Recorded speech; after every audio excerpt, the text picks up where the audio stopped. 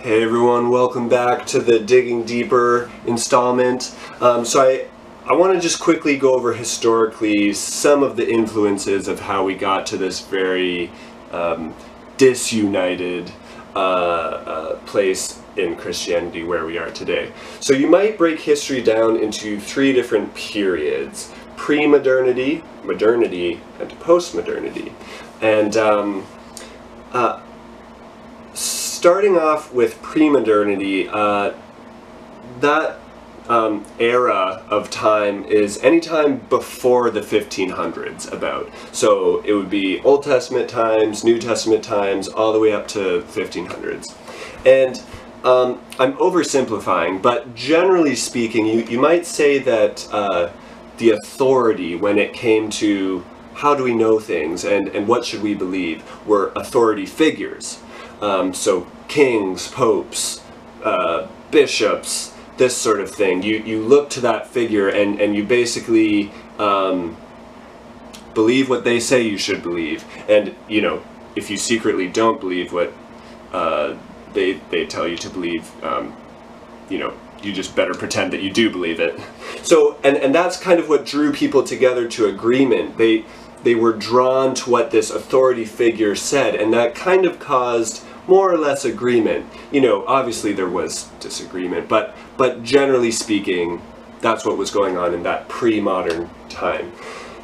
Then the 1500s, 1600s come, and that's when modernity sets in. And there's kind of these two things going on in modernity. One is people starting to think for themselves. So a motto of this time period from a movement called the Enlightenment especially was dare to think. And what that meant was dare to think for yourself.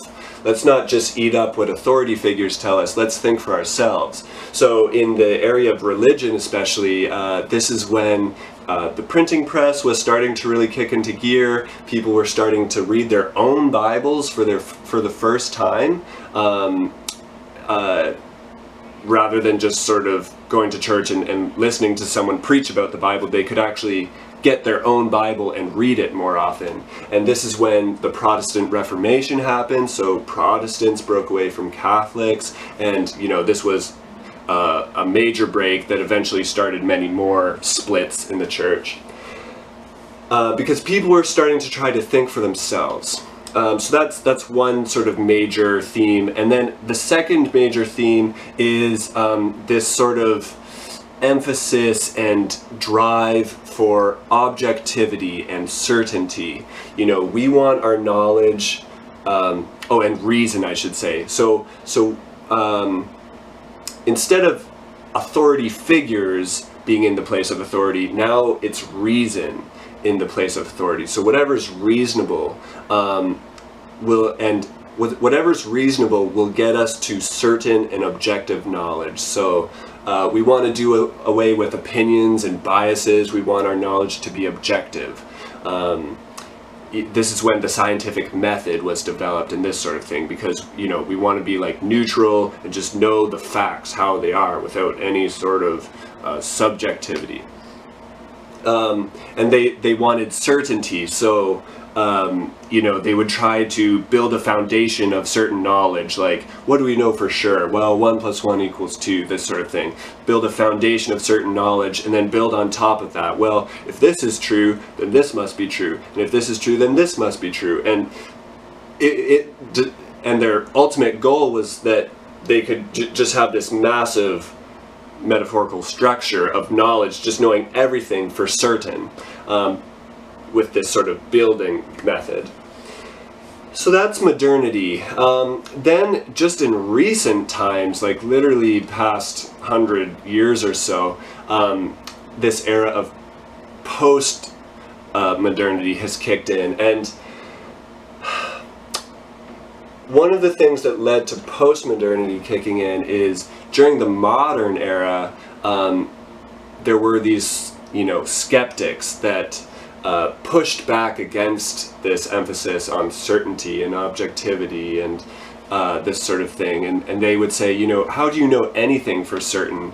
You know, you don't even know that you're even living in real life. This could be a dream. There's no way of proving you're not dreaming right now. Or you could be on some sort of hallucinogen drugs. There's no way of proving that you're not.